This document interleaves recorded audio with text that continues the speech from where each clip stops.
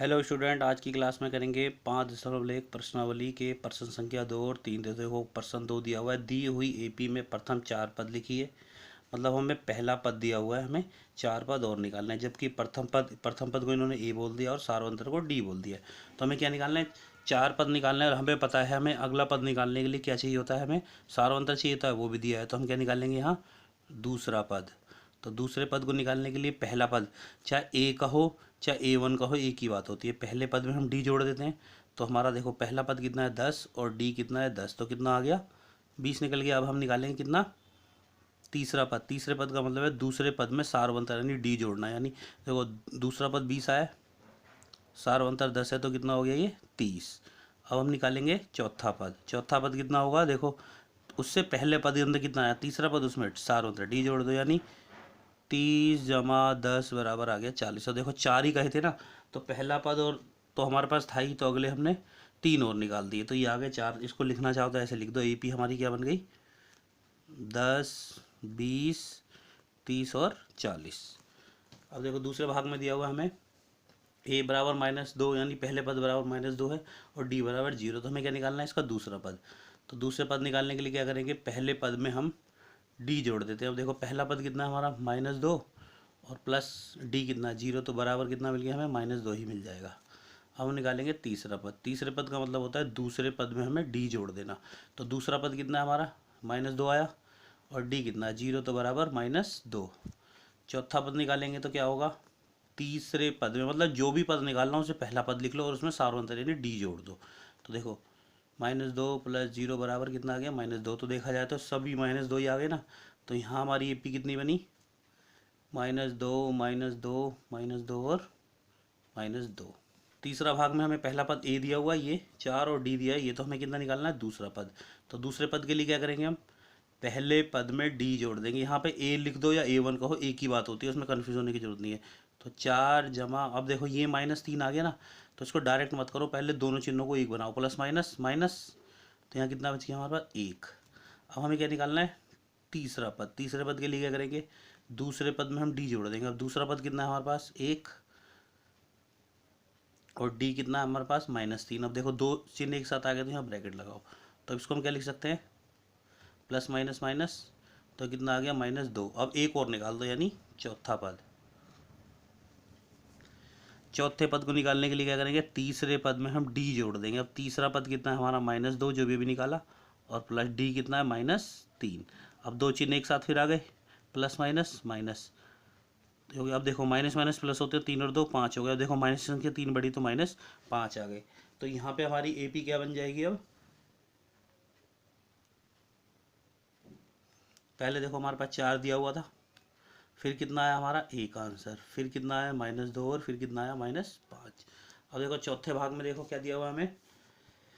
पहला पद दिया हुआ है और सार्वंतर डी दिया, तो हमें क्या निकालना होता है? सीधा दूसरा पद निकालेंगे। तो क्या होगा? पहले पद में डी जोड़ दो। तो पहला पद कितना है? -1, और दूसरा पद है 1/2। अब जिसको ये एलसीएम लेके आता है तो बहुत अच्छी बात है, नहीं आता तो देखो, जब भी यहाँ कोई संख्या और यहाँ पे 1 हो तो हम सीधी सीधे पहले नीचे गुणा कर देते हैं, 1 दूनी 2।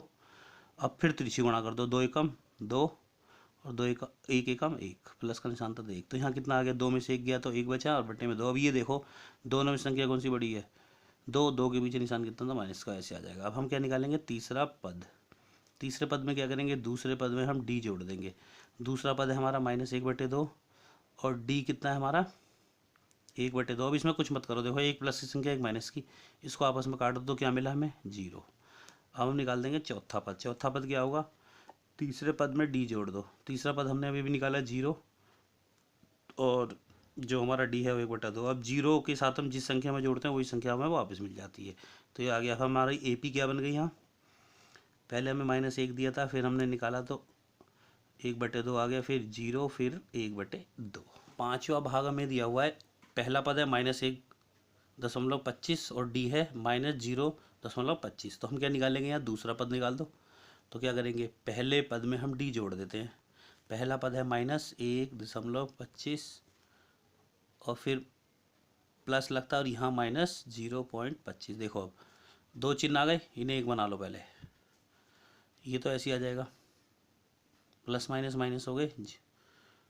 अब हमें ये पता है माइनस माइनस तो प्लस होता है, तो हम क्या करेंगे 1.25 में 0.25 जोड़ देंगे तो 0 और ये 5 और ये 1, तो कितना हो गया 1.50। अब देखो माइनस संख्या बढ़ी तो माइनस का निशान आ गया, ये हो गया हमारा।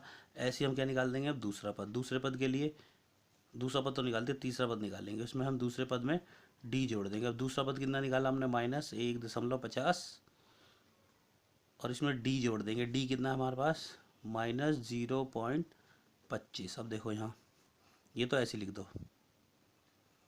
प्लस माइनस माइनस और ये कितना होगा 0.25। अब हमें पता है माइनस माइनस प्लस हो जाते, तो देखो 1.5 में हमने 25 ही तो जोड़ने, तो यहाँ लिख लो 1.50 और 0.25, तो कितने आ जाएंगे ये 1.75। वो भी माइनस का निशान लगेगा क्योंकि माइनस की संख्या यहाँ बड़ी थी। देखो अब हमने क्या निकालना है चौथा पद। चौथे पद का मतलब है तीसरे पद में डी जोड़ दो। तीसरा पद हमने अभी भी निकाला -1.75 और प्लस डी कितना है हमारे पास -0.25। ऐसे लिखना गलत है इसलिए हम यहाँ ब्रैकेट लगा देते हैं। अब देखो ये तो ऐसे ही आ गया प्लस माइनस माइनस। अब ये फिर ऐड हो जाएंगे तो देखो 1.75 तो लिखा ही है, माइनस माइनस प्लस होते हैं ना, तो इसमें हम कितना जोड़ देंगे 0.25। तो ये जीरो जीरो हासिल रख के, तो हम यहाँ चाहो तो ऐसे लिख दो दशमलव लगा के 0, इसका मतलब यही होता है। इसको हम ये भी लिख सकते हैं। तो हमारे यहाँ AP क्या बन गई, AP में देखो पहले दिया था -0.25, फिर हमने दूसरा आंसर क्या निकाला अपना -1.50, फिर तीसरा आंसर निकाला -1.75 और चौथा आंसर निकाला -2। 3 दिया हुआ है। मैं निम्नलिखित में प्रत्येक AP के लिए प्रथम पद तथा सारांतर लिखी, तो बहुत ही ज़्यादा आसान क्वेश्चन है। प्रथम पद हमें साफ पता है, तो दिख लो यहाँ पे ये हो गया हमारा प्रथम पद। अब हमें D निकालना है, इसलिए हम दूसरा पद लिख लेते हैं कितना 1 है, और D यहाँ निकाल दो। दूसरे पद में से पहला पद घटा दो, तो दूसरा पद कितना है हमारा 1 और ये -3, तो कितना बच गया -2। माइनस इसलिए लगाया क्योंकि माइनस संख्या बड़ी थी। तो हमारा पहला पद 3 हो गया। देखो सारांतर यहाँ लिखा है तो पहला पद और लिख दो बस यहाँ समझाने के लिए। ये लो 3, ये हो गए हमारे, ये और ये हो गया हमारा आंसर। अब देखो दूसरे में क्या दिया हुआ है A1 लिख लो सीधा सीधा, फिर A2 भी हमें लिखना पड़ेगा क्योंकि हमें D निकालना है।